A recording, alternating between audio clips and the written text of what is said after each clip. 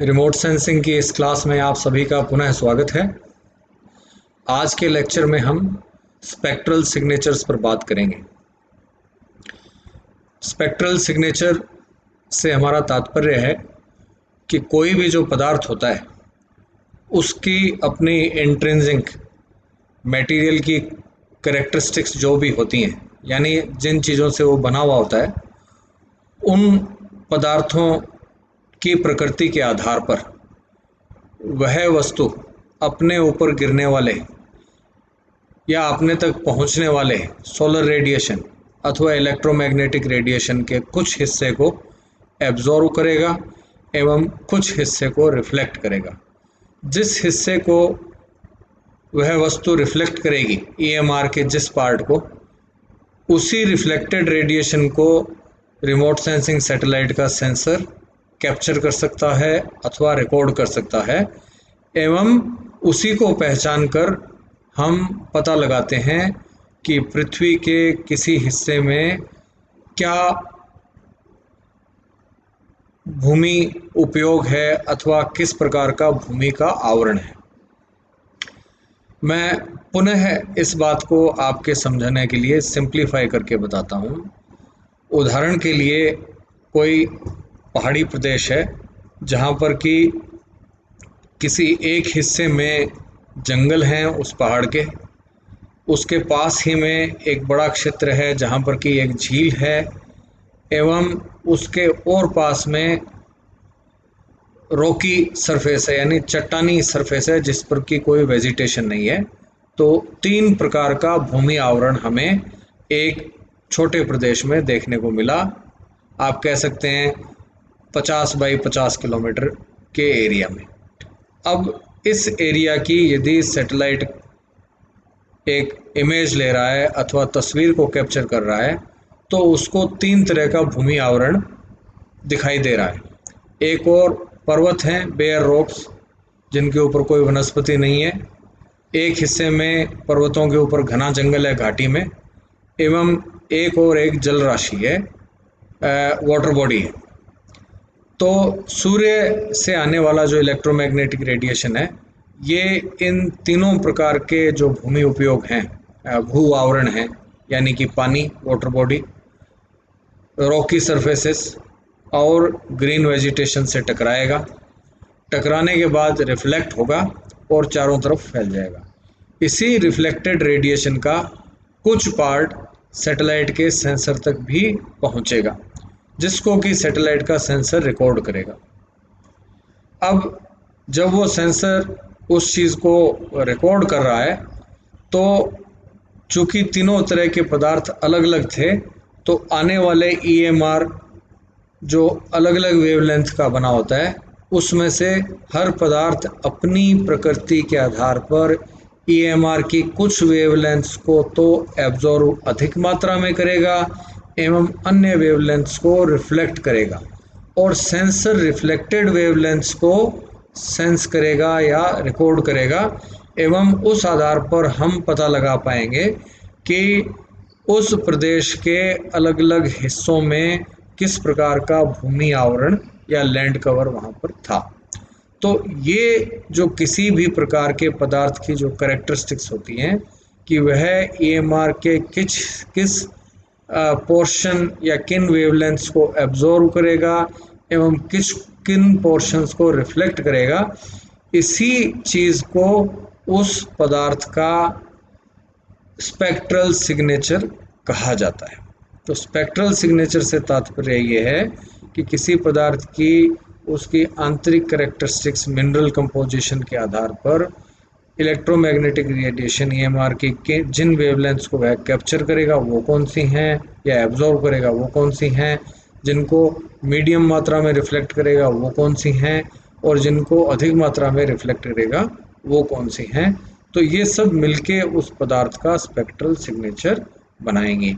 हम इस spectral signature का जो कॉन्सेप्ट है, इसको थोड़ा और डिटेल में अब जानने की प्रयास करते हैं।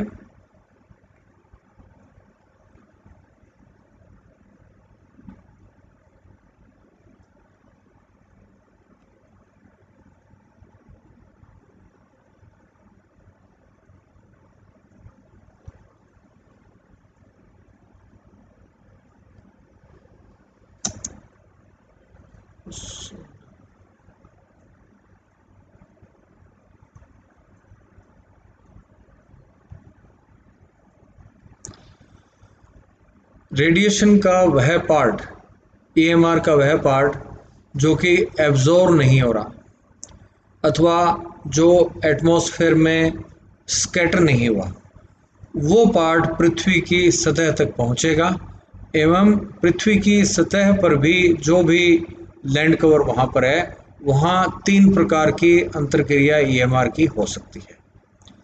ये तीन प्रकार की अंतर्क्रियाएं हैं: एब्जॉर्प्शन यानी कि ईएमआर का अवशोषण, ट्रांसमिशन यानी उस पदार्थ के भीतर से होकर ईएमआर का निकल जाना, और तीसरा ईएमआर उस पदार्थ से टकराएगा एवं पुनः वह रिफ्लेक्ट होगा।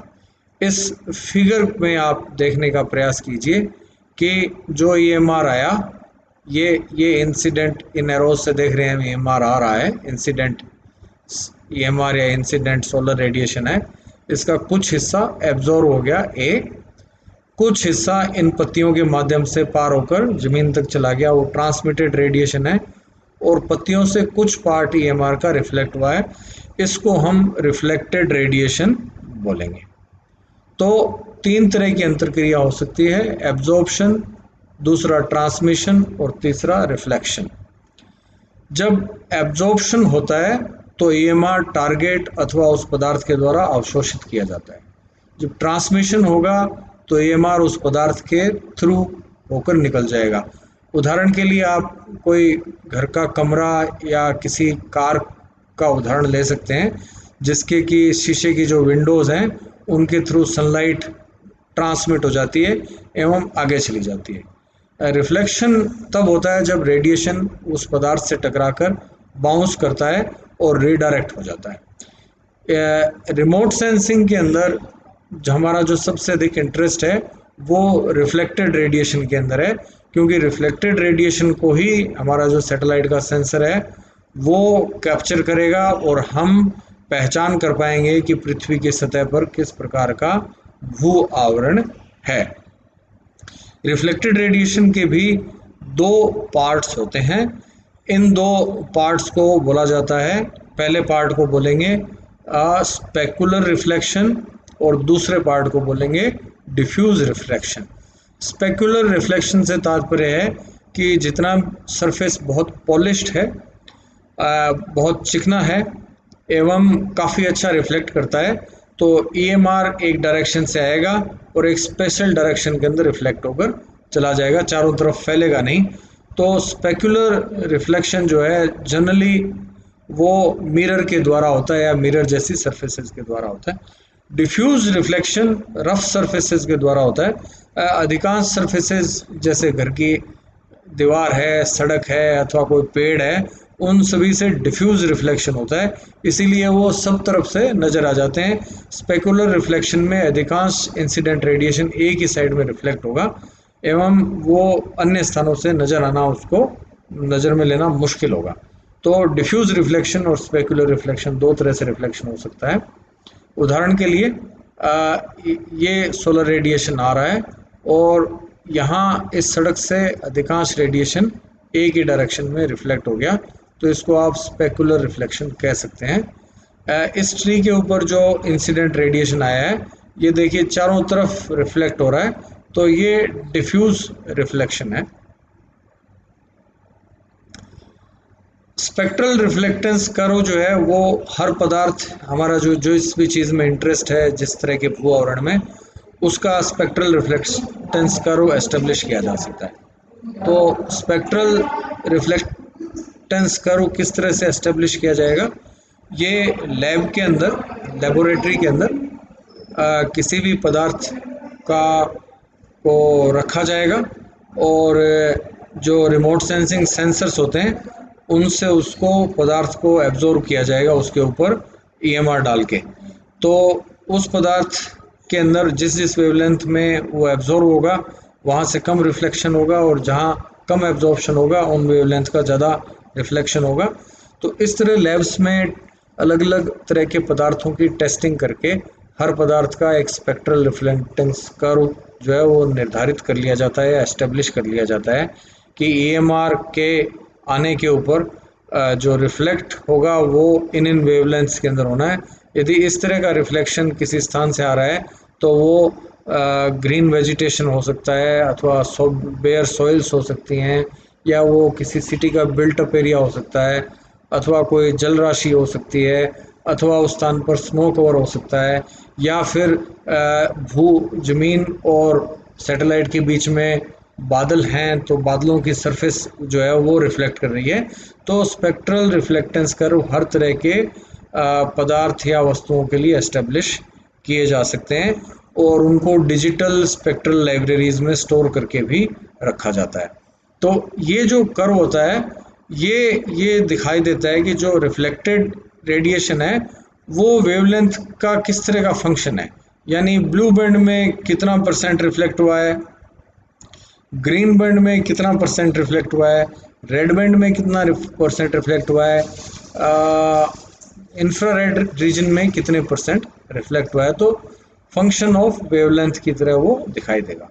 अब हम एक उदाहरण देते हैं कि ग्रीन वेजिटेशन है किसी स्थान पर, तो कोई जंगल का एरिया है अथवा कोई ग्रासलैंड है, घास भूमि है, जहाँ पर कि सोलर रेडिएशन आया और वो रिफ्लेक्ट होके गया और सैटेलाइट के सेंसर ने उसको रिफ्लेक्टेड रेडिएशन की एनर्जी को नाप कर और कुछ रिकॉर्डिंग्स की।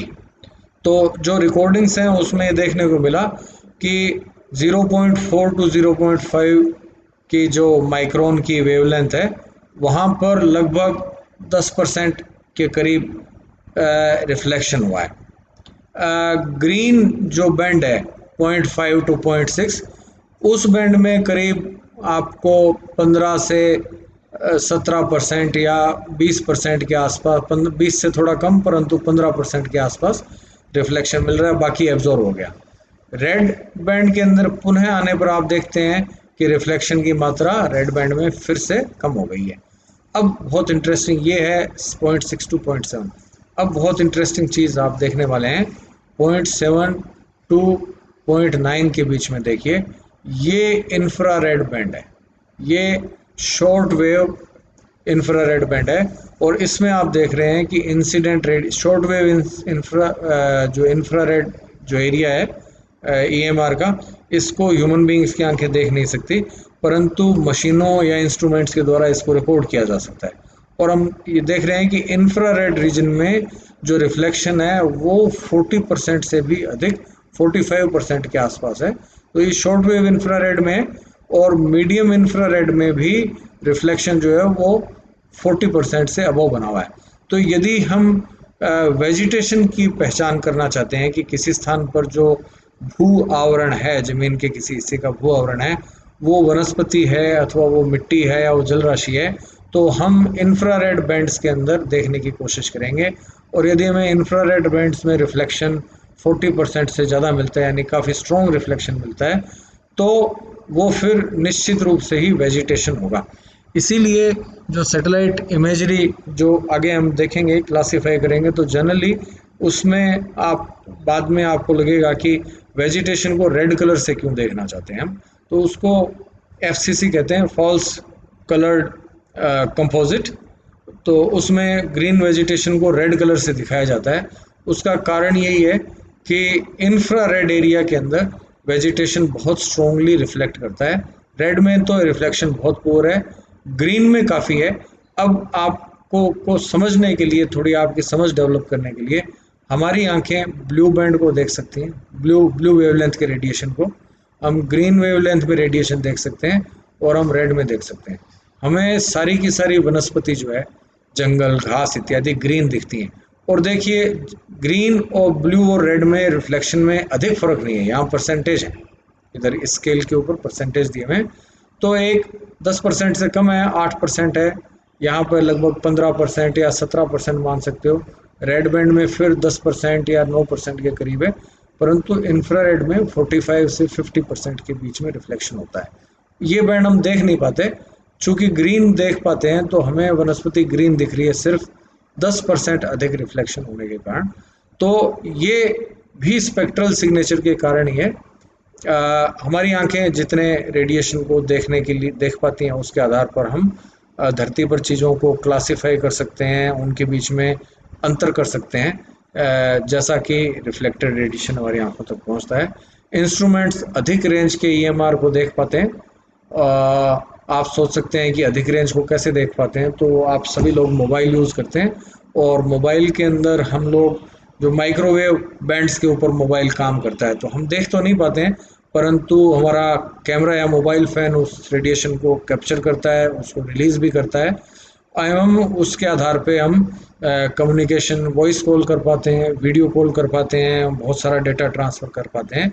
तो ईएमआर के अलग अलग पार्ट हैं। जब हम लोग पढ़ते थे तब ये समझ पाना मुश्किल था कि कोई ऐसा पार्ट भी होता है जो कि हम देख नहीं पाते मगर वो काम करता है, वर्क करता है। पर आज के दिन जो मोबाइल है ये एक ऐसा इंस्ट्रूमेंट है जो ईएमआर पे काम करता है और माइक्रोवेव रीजन में, और आप सभी इससे भली भांति वाकिफ़ हैं। तो ये एक ये जो कर्व है ये वेजिटेशन के लिए होगा। यदि जो भूमि आवरण है वहाँ वेजिटेशन है तो ब्लू बंड में कम रिफ्लेक्टेंस, ग्रीन में अधिक और रेड में और कम रिफ्लेक्टेंस मिलेगी, इंफ्रारेड में बहुत अधिक रिफ्लेक्टेंस मिलेगी। अब ये दो इंटरेस्टिंग चीज़ें हैं। 1.4 माइक्रोमीटर की वेवलेंथ जो है वहाँ पर देखिए और 2 माइक्रोन की वेवलेंथ पे ये दोनों वाटर ऑब्जर्प्शन बैंड्स हैं। तो तो वाटर एब्जॉर्प्शन बैंड्स हैं, तो इनके बारे में चर्चा हम आगे की स्लाइड्स में करेंगे, परंतु ये ध्यान देने योग्य एक जगह है।